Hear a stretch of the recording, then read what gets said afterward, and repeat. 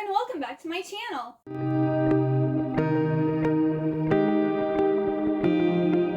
Today I'm going to be doing my April reading wrap-up. So I'm going to be talking about all the books that I was able to read in April. And I read a lot. I actually completed my TBR list and also read 2 more books. So in total I read 21 books. And I participated in both the Rumathon read-along or readathon and also the Spring Flingaween readathon. So April was a good month for moi. Let me start off by talking about the books that were not on my TBR list. So the first book that I read that wasn't on my TBR list was Creepy Cat Volume 2. And this is just a cute little manga about this girl named Flora who moves into this mansion and she kind of inherits this cat called Creepy Cat, and it's like this supernatural entity. Really not told, like it's a cat, but it has like supernatural powers. And this detective that she went to like middle school or high school with has a crush on her, and there's also like a vampire in here, and it's like a gothic dark comedy series, and it is really cute, and I really like this.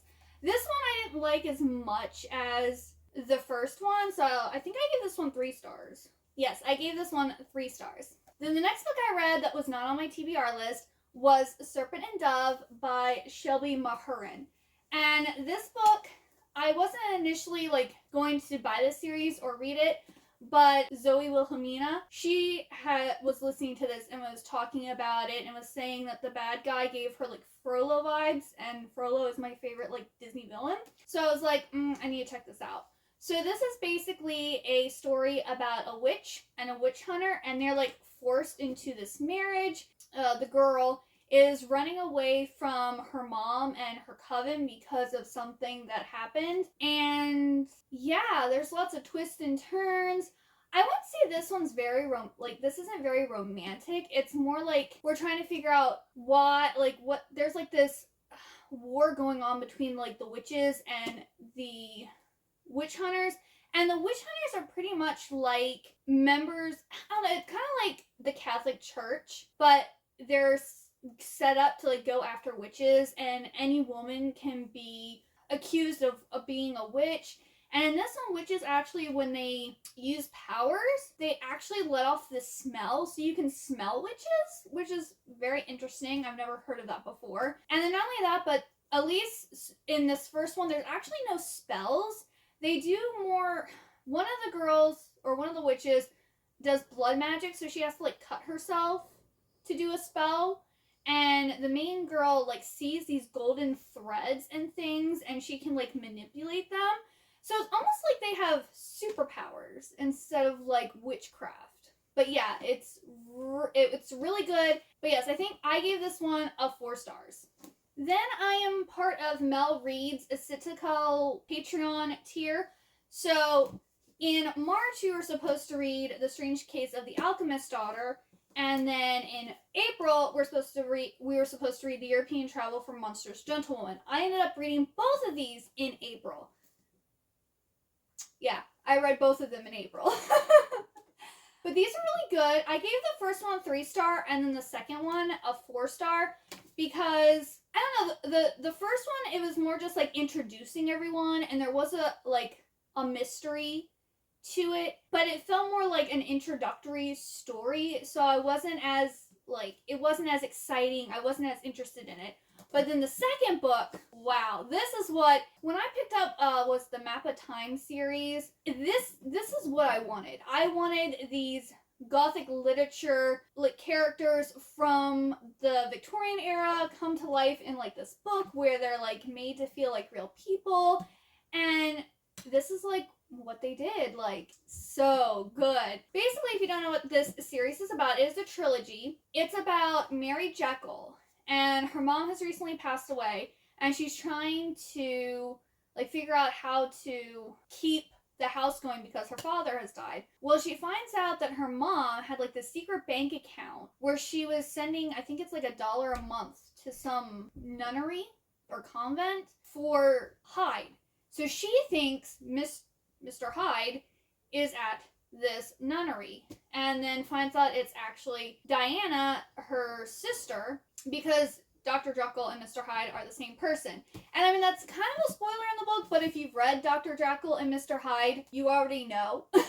Like, I feel like you have to have somewhat of an understanding of Gothic literature. I mean, you don't have to, but to appreciate this, I think you need to have read Gothic literature. Like, I've read Dr. Jekyll and Mr. Hyde. I read Frankenstein.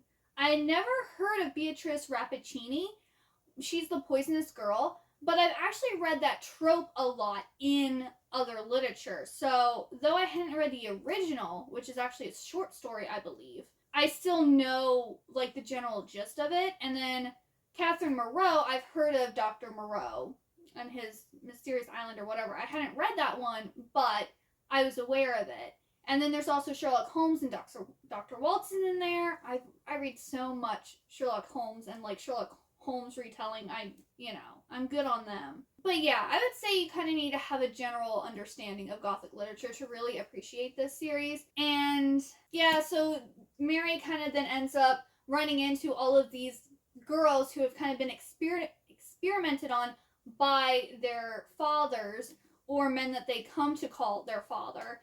And they're, like, solving this mystery because Hyde apparently is still alive, or they think he's still alive, and so they're trying to find him, and then they wind up finding other people too, and it's just, and this one just continues that story. They're looking to find out who the Society des Alchemists are, and, like, why, like, who this society is, what they do, and why, like, this group of men are experimenting on girls. So yes, it's a really good series. And then the main pick for Mel Reed's Citadel was A Pinch of Magic by Michelle Harrison. And this was a really cute book too. I was kind of on the fence. I gave this one a 4-star, but I think it's probably more like a 3.75 because I enjoyed it, but I didn't, like, super enjoy it, but I enjoyed it more than most books that I give a 3-star to. So I think it's more of like a 3.75. But we basically have these 3 sisters, and they're living with their grandmother, and their dad is in jail. They find out that the women in their family are cursed, and they can't leave this town where they live, or they die by the next sunset or something like that. And so their grandmother kind of tells them what happened, and she gives them these 3 magical items. We have a mirror that actually lets you spy on people, kind of like Beast's mirror in Beauty and the Beast. Basically the same thing, but I think you can actually communicate with people through the mirror too. Then we have these little dolls. I think they're called Russian dolls. The ones that, it's a big doll with a whole bunch of little ones inside. And that one, actually, you can put, like, hair or something of someone into them and make them disappear, or make yourself disappear. And then this carpet bag that you can flip inside out, and it can transport you wherever you want to go super quickly. Only the person whose item it belongs to can use the item. And the middle girl wants to try to break the curse. And so it's basically them going to try to figure out why they were cursed and trying to break it. And it was a really sweet, cute book. And I actually want to read the next one. So yeah. Then if you are a subscriber to my channel, you already have seen the video where I did a vlog where I read all of the Wayward Children series that is out so far. So I finished reading Across the Green Grass Fields and Where the Drowned Girls Go by Sean McGuire in April. And if you want to know more about these books, you can go and check out my reading vlog. Then my most anticipated release for April was Hotel Magnifique by Emily J. Taylor. And this was a really good book. I gave it 4 stars.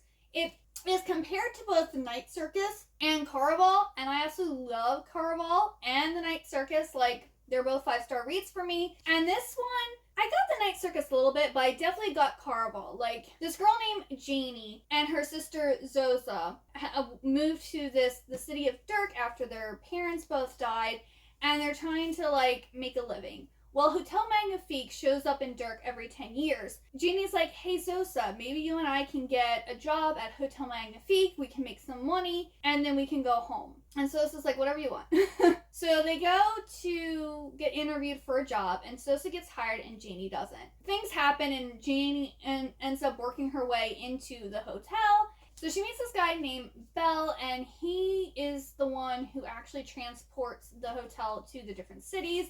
And there's kind of like a romance going on between them. And she's also discovering that there's something dark and sinister about this hotel. And it's not what people think it is. And so she's kind of on this mission, one, to save her sister, because her sister ends up kind of being made captive. I don't want to say how, because it's a spoiler. But she kind of becomes a captive at the hotel.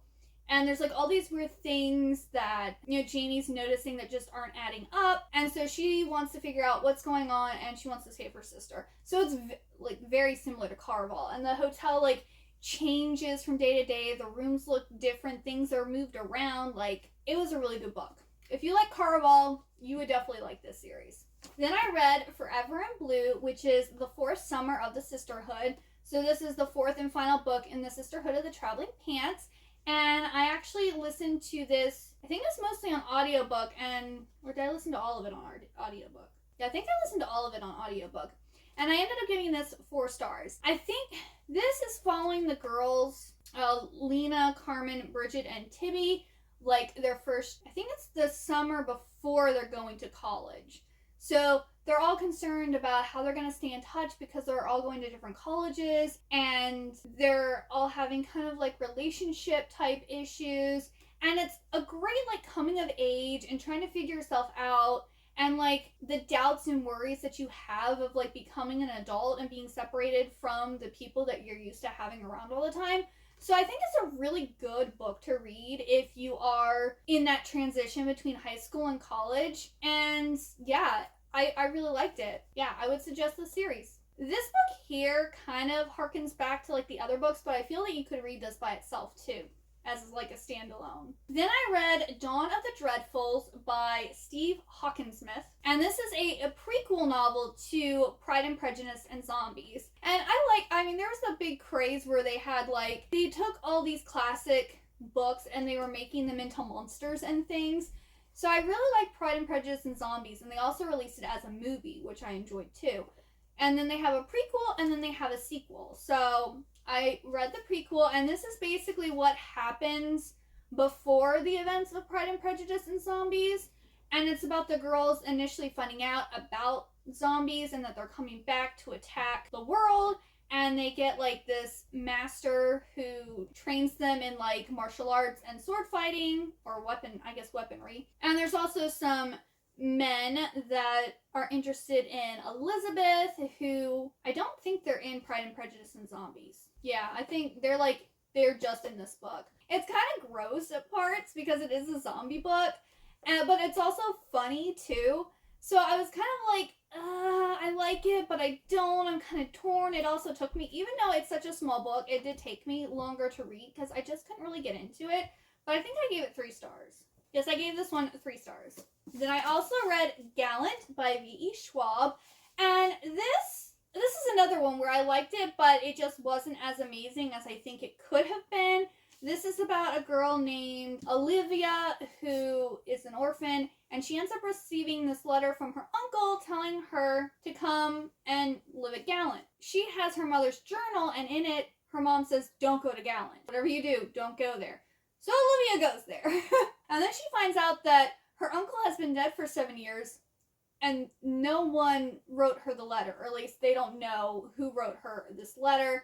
And she finds out she has a cousin, and he doesn't want her there. And then there's also like 2 servants that are kind of like they almost act like they're his parents because his parents are also dead. And yeah, she's kind of figuring out the secrets of Gallant, and that there's like a curse on their family. And it was really interesting. I just felt, because apparently V.E. Schwab said that she wrote this to like be read in one sitting. But I just feel like this story could have been bigger. It could have been more. I think just having it as a like fast paced, get it done in one sitting, it just didn't do it justice, in my opinion. So I think I gave this one also 3 stars. Yes, I also gave this one 3 stars. Then I read The Fork of the Witch and the Worm, Tales from Alagasia, Volume 1, Aragon by Christopher Paolini. And this is a collection of 3 short stories that take place after the final Aragon book. And it was cute, it was sweet, and I gave it 3 stars. There's not really, one of them follows. So the first short story is about Murtaugh. The second story is about Elva, I believe. And the third one is about, I think it's actually like a prequel about something that happened, if I remember correctly. But yeah, it's nice. I haven't heard if there's going to be another volume of short stories or not, because I know he's now working on he's writing an adult sci-fi series now. This was a nice little addition if you are an Aragon fan. Then I read the third book in the Time Quartet series by Madeline L'Engle, which is a swiftly tilting planet. I had already read books 1 and 2, and I was a little ways into book 3, and so I pulled this as my DNF book to finish. So I did finish the third book. I also gave this one a 3 stars. This series, there's like a love-hate relationship for me here, because this series is like a Christian allegory, but it's very built on like science fiction with an element of like time travel and like multiple universes. And the writing style I don't really enjoy, but like I like the concept of it. So in A Swiftly Tilting Planet, we follow Charles Wallace, who is being taken through space and time with the help of this unicorn, which, I'm sorry, he's traveling through space and time with a unicorn. I just think that's amazing. Like, I was just like, yes, unicorn animal companion. I am here for this. So he's going through, and there's this thing that him and his sister can do called kithing, which is basically you can like go into someone else and experience what they're experiencing. There's this guy named Branzino who is threatening war, and I think this is supposed to take place during like the Cuban-American War, or like I think it's around that time period. And this guy Branzillo is like threatening nuclear war on the United States.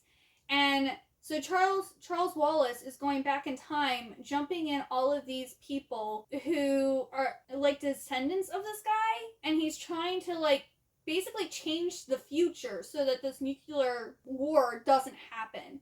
And his sister is like in the present time, kithing with her brother, like feeding him information about what she's finding out in the present while he's traveling all through the past. So it's like really interesting. And there was like this one scene where one of the descendants is being accused of witchcraft, and it's just because she's a Native American with blue eyes, and she wasn't originally a Christian. She was like originally a pagan, and then she like switched or converted to Christianity. And like the guys are like who are trying to accuse her, like, "Will you dance?" And she goes, "Yes, Jesus danced. His followers danced in the Bible. Your point. Will you sing?" And she goes, "We sing hymns in church every single Sunday." Your point. Like everything they were saying that she did, she goes, "We do that now. You all do that." And then they're just like, oh, it was just like I haven't really read much about Salem witch trials and stuff like that, but I was like complaining to my husband about it because I was like, this is so stupid that, the way that they basically just don't like her and she's different, so therefore she's a witch. And John's like, yeah, that's what they did in the Salem witch trials. They literally didn't like you, so they said that you were a witch. And I'm like, that's messed up. That's really messed up. So yeah, I thought that irritated me a lot. But it was also enlightening that actually happened to people. So yeah, I gave this book 3 stars. Well, all the books that I read, I counted towards my Ramathon because it was a month-long readathon. And so every single book that I read this month, I logged for Robothon. But there were the 2 books that I specifically read for Spring Flingoween. The first one was The Woman in Black by Susan Hill. And this one I gave 4 stars. And this is about this solicitor, and he has to go to this lady's mansion who died and has to go through her papers and things, and he finds this like ghost called the Woman in Black, and she's kind of like haunting him. And yeah, it was good. It kind of, I wouldn't really say it's scary. It is scary, but it's not, if that makes sense. I talked about it a little bit more. I did a dedicated reading vlog for Spring Flingoween, which should be up before this. It should be, actually, I should have just posted it yesterday. This is really good. I recommend it. It's only like 164 pages, so it's a really quick read. I read it in one day, if I remember correctly. And then the next book I read was Bunny by Mona Awad, and I gave this one a 3-star because I am conflicted. So we follow this girl who is kind of like a loner, and she doesn't like these girls that call themselves Bunny. They're the bunnies. And she's like in, I believe it's like a PhD creative writing course and at Warren University. And it's her and these 4 other girls. And so she kind of feels like left out. She doesn't really connect with them. And then all of a sudden, one day, they invite her to their smut salon. Really weird things are happening, and they're like, I can't really tell you without spoiling it, but there's something that they do to, like, express their, like, imagination and their creativity, and she ends up doing it too, and it's also kind of like a thriller. I want to say this is like a literary thriller because it definitely reads as if there's a deeper meaning here, there's an underlying theme, like there's supposed to be like this bigger thing to the story, but it's also kind of scary and you don't know what's happening next, and they don't really, Mona Awad doesn't really fully explain what these girls are doing or how they even came up with the idea to do what they're doing. Like there's no explanation for it, it just is. I needed more explanation. I don't really like books that don't tell me why things are the way they are or how they came to be. Or, you know, I need more explanation, please. So that's why I gave it 3 stars, because it was a quick, easy read. I did enjoy it. I'm just still kind of lost. And I don't like being lost when I finish reading a book. So, yeah. Then I also read All the Worlds of Men by Stephen J. Carroll. And this is the 3rd book in the Histories of Earth series. And this is kind of like, if you like Narnia, you'd like this series. It's pretty much about these kids who are able to travel to other universes with this like globe, and like they can select on the globe where they want to go, and once you've traveled to another universe, you are now like, I think it's a traveler is what it's called, and you can only like go back to your original universe and time period for a certain time. And then once the timer's up, it takes you back there. And then it's all based on like timers, how long you can stay places and whatnot. Well, there's apparently this group of men in their universe that have found out about this globe, and they want the power for themselves. So now they're after these kids who are able to travel to these other universes because they want the power for themselves. The first book follows, I believe, the grandmother and her neighbor. And then we start following the boy and his friend, who's his neighbor, Timothy. So then we follow Timothy in the 2nd and the 3rd book. And then I believe there's one more book. I think there's 4 books in the series. So yeah, this is really cute. I also gave this one a 3-star. So the last physical book I have to show you is, I read the 2nd book, which is The Restaurant at the End of the Universe by Douglas Adams. And this is like all 5 books in the Hitchhiker's Guide to the Galaxy series. And the second one, the Earth has been, something happens to the Earth at the end of the first book. And like the main characters are now like traveling through space, and there's someone after them. And they end up at this restaurant at the end of the universe where you can actually go and eat and watch the entire universe be like destroyed. And it was just really weird. Like, okay, if you don't know yet, science fiction to me, like, I like science fiction, but at the same time I don't, because a lot of times I'm just like, this is really weird, or this doesn't make sense, or I don't really like the writing style, or, you know, it's very confusing for me. So, while parts of The Restaurant at the End of the Universe was funny, most of it was just kind of ridiculous, and I didn't really get, or I didn't really connect with anyone, I didn't really feel for anyone, because it's also a very short book, too. And so I ended up giving it 2 stars.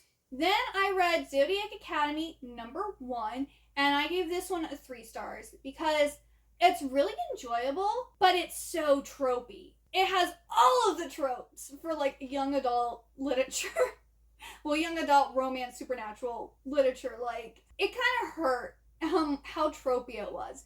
But at the same time, it had really good characters. It was really fast paced. It did have some hot and steamy scenes, which is what I was waiting for, because that's what I've heard. So we follow these two sisters who find out that they're actually Fae royalty, and their parents swap them for these human kids to keep them safe. And they actually have like powers, and they're taken to the Zodiac Academy, where they have people who want them to become the rulers of Fae, and then we have the heirs who don't want them to become the rulers, because then they won't be able to rule once they come of age.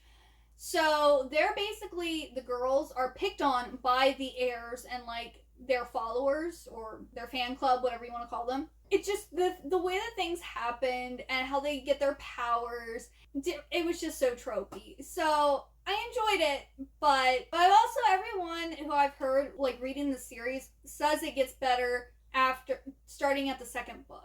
So they all say, yeah, the first book was good, but it was really tropey. It wasn't the best. And maybe some people had issues getting into it, but once you get to the second book, that's where it's at. I'm hoping I feel the same way, because it is enjoyable. It's kind of like one of those guilty pleasure reads. Like, you know how people are like, oh, Twilight, but you kind of love Twilight when you read it, even though it's bad. It's good type of thing. So that's kind of what Zodiac Academy is. And then I also read the little novella, The Origins of an Academy Bully, and that gives us a little backstory to Darius and Orion, and I thought it was pretty good. I also gave it 3 stars. Then I also read Bergdorf Blondes, and I gave it 3 stars. It was a quick little snappy read about... See, it didn't stick in my head. I'm trying to think about what it was about now. It was about a girl who has a whole bunch of like wealthy friends, or she's like in this wealthy circle in like the Upper East Side, New York, and she's like a freelance writer, I believe, for a magazine. And her friend, I believe, is looking for like a husband or a fiance. No, the new fad is like a fiance. So her friend wants a fiance, and then she ends up getting a fiance instead. And it's, yeah, obviously I gave it 3 stars because I enjoyed it at the time, but I honestly can't really remember what it was about. That's really bad. Yeah, it's like, maybe I should deduct it in star points because I can't even remember what it was about. Of course, it also feels like I read it like a really long time ago. It doesn't feel like I read it in April. It feels like I read it like last year. So yeah, if you like spoiled, selfish girls like that live on the Upper East Side who kind of are stupid, you'd probably like this book. But there's like nothing really happens to remember. So yeah. And that is everything that I read in April. That was a really good reading month for me. I hope I can keep up this momentum of reading like 20-ish books a month. It's really awesome. But yes, let me know what your favorite book was that you read in April. And if you got all the way to the end, please leave me the stack of books emoji. And I hope you enjoyed this video, and I look forward to seeing you next time. Bye-bye!